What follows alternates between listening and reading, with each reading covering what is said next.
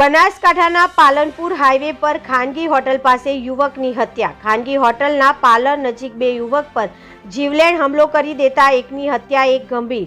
ગત રાત્રે અચાનક 10 થી વધુ લોકો ધસી આવ્યા અને બંને યુવક પર હથિયાર વડે હુમલો કરી અને ગંભીર ઈજાઓ પહોંચાડી હતી। હુમલો કરી થોડીક જ વારમાં હુમલાખોરો નાસી છૂટ્યા હતા।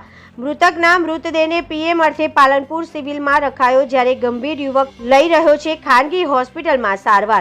એલસીબી, એસઓજી અને પાલનપુર પશ્ચિમ પોલીસની ટીમો આરોપીઓને પકડવાના કામે લાગી। પૈસાની લેતી દેતીમાં યુવકની હત્યા થઈ હોવાનું સામે આવ્યું છે। મોડી રાત્રે ચાલતા પાન પાર્લરો ઉપર ગુનાખોરીનો ગ્રાફ વધ્યો। Reporter Hamid Mansuri, BN news Gujarati, Banaskantha.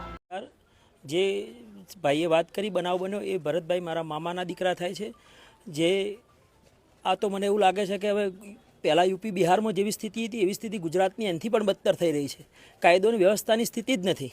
આવી રીતના કોઈ પોતાની જાતને એવો તો કોઈને અધિકાર આપ્યો નથી કે તમે કોઈનું જીવન આપવાનો અધિકાર નથી, તો તમે જીવન કઈ રીતે લઈ શકો? એવા તો કયા તમે મોટા ડોન થઈ ગયા છો કે શું પાલનપુરમાં કોઈ પોલીસ કે એવું કંઈ તંત્ર જ નથી? આપણા કાયદાનો ભય હોવો જોઈએ કોઈ પણ વ્યક્તિમાં, ગમે તે હોય। આજે મારો ભય ગયો છે, કાલ બીજાનો ભય જશે, તો આવું તો કોઈ કાળે ચલાવી ના લેવામાં આવે। આના માટે તો સખ્તમાં સખત યોગી મોડલ જેમ ચાલે છે ને યુપીમાં, એ ખરેખર એમની ન્યાય પ્રણાલી કમ્પ્લીટ જ છે। એવું જ મોડલ ગુનેગારો થથરવા જોઈએ અને સામેથી પગ પકડીને પોલીસ સ્ટેશનમાં જવા જોઈએ કે મહેરબાની કરીને મને બક્ષી દો।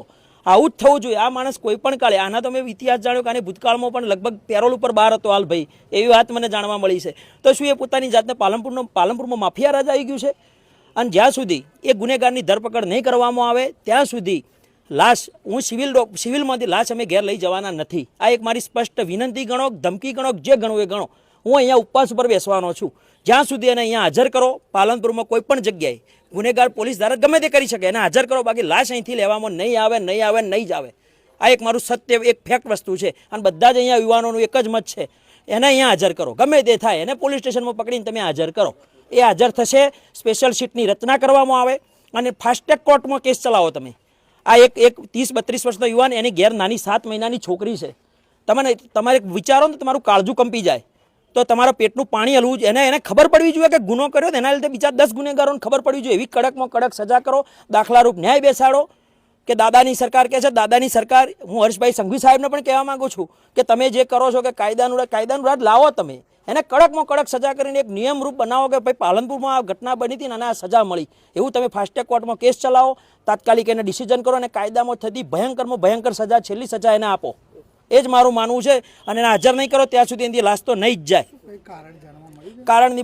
કારણની કોઈ મને ખબર પડે, કારણ ગમે તે હોય, તમે કોઈની જાન લેવાનો અધિકાર તો તમને નથી ને। તમે કારણ, વાત આપણા બંનેની વાત થાય છે, તમે કોઈક વાતચીત કરીને ફેસલો લાવો, તમે સીધા કોઈને તલવારથી હુમલા કરો, આ કોઈ રીત છે? આ 21મી સદીમાં પહેલાં યુપી બિહારના ઉદાહરણ હાલતા હતા, હવે અત્યારે આપણે ગુજરાતમાં આવું અને પાલનપુરમાં છડે ચોક રામદેવ હોટલની બાજુમાં હાઈવે પર જો આવું થતું હોય તે કોઈ કાળે ચલાવી ના લેવામાં આવે ભાઈ।